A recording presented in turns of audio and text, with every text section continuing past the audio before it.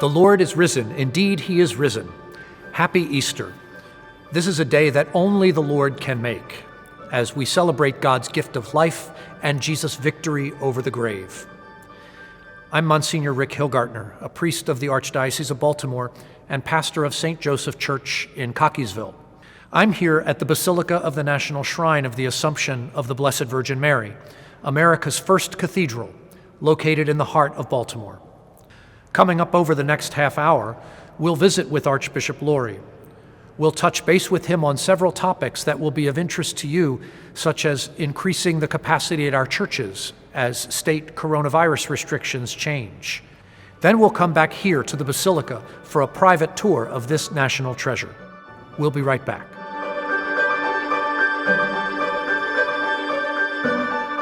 Welcome back.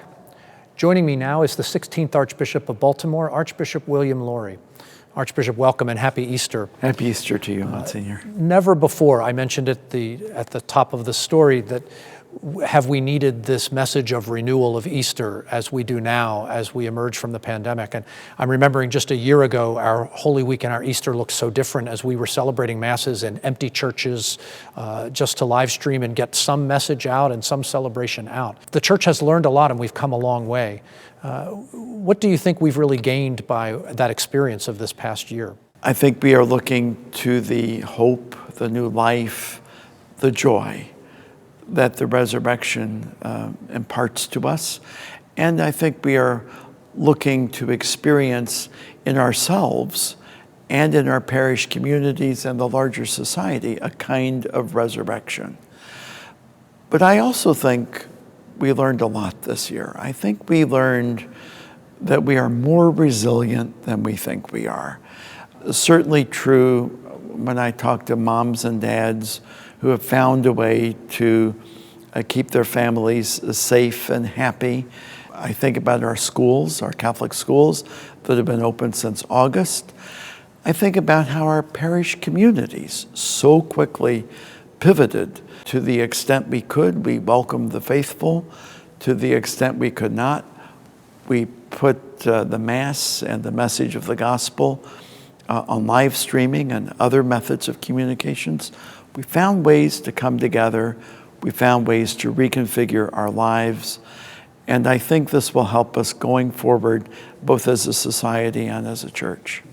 You yourself were very quickly present in the digital world, both in the administration of the Archdiocese, as we were lots of Zoom meetings together during these months, but your video messages to the faithful on a regular basis and celebrating Mass virtually. And you know, I as I did that, I sort of thought about the Acts of the Apostles, and I thought about how back in the days of the Roman Empire, those first apostles and their co-workers, the disciples, used what they had, the roads of the Roman Empire, the trade routes, the sea lanes, and they went to the ends of the earth as conceived back then with the message of the gospel.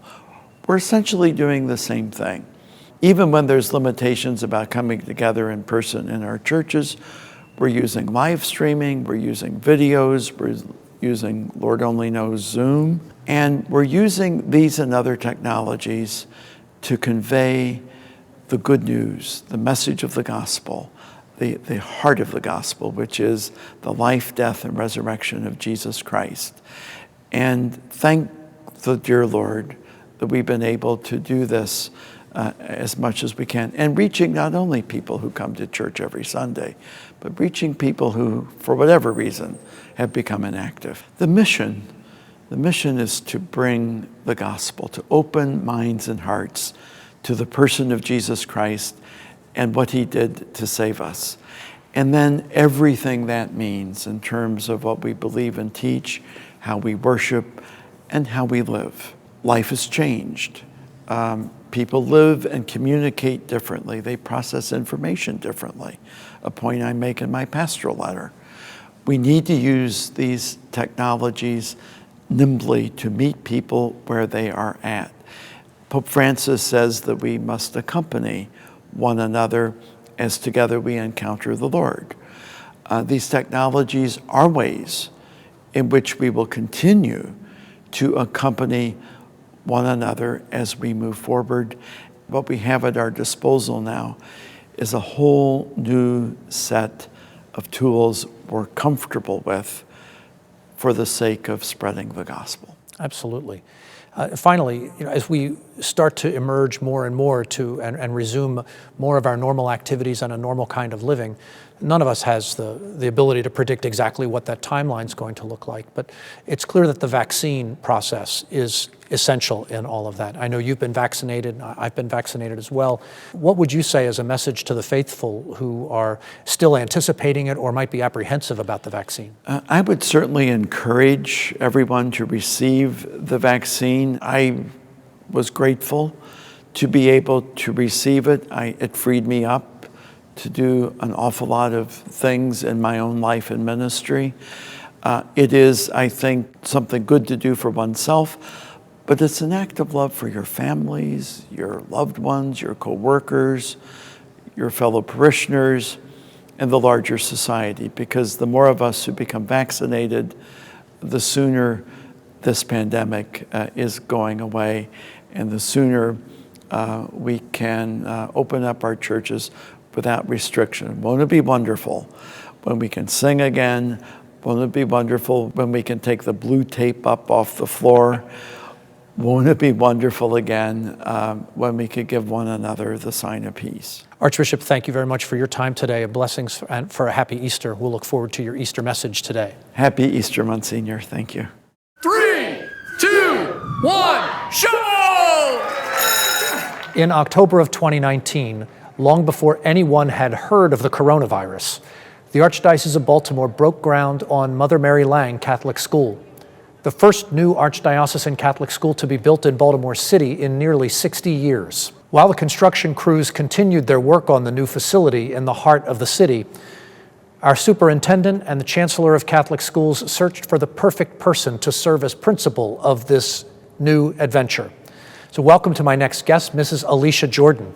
Alicia, welcome. Thank you. This is an exciting moment for the Archdiocese and the city of Baltimore. As this new school opens, you come to us with a great depth of experience, not only as a Catholic school teacher and administrator, but an alumna yourself of Catholic education. What does this mean for you to be serving as principal of a school named for Mother Mary Lang? Well, it means that Mother Mary Lang was the foundress of the Oblate Sisters of Providence, and it is so important that we understand her history. She came to Baltimore to educate the students in Baltimore because during that time, African American students were not able to receive the public education. So opening this school in the community that we are opening up in, it's miraculous. To be able to have students being able to be exposed to so many different things, and me being named the principal, it's a little thing. It's small. It's bigger than me. It's about the community. That's wonderful. We keep talking about this landmark moment, opening a school in Baltimore City. What does it mean in the neighborhood where this school is situated? What will it mean for the community?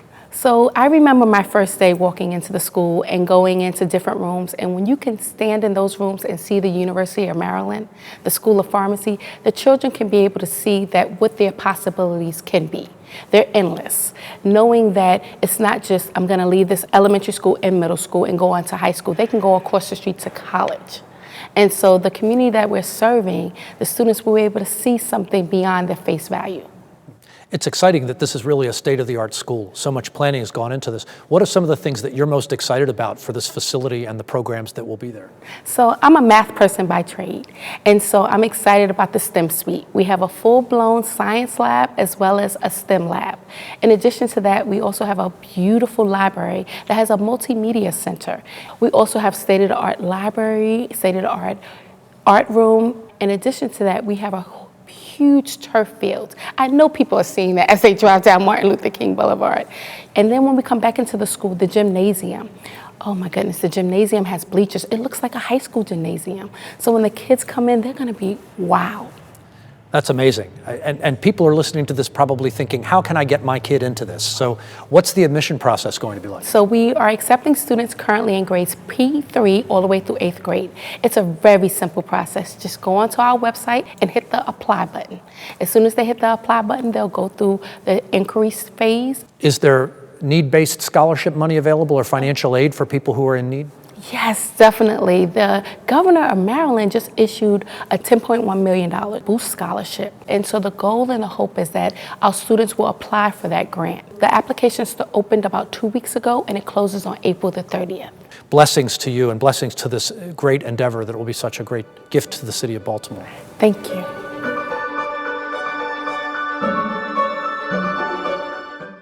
That does it for me from the Basilica.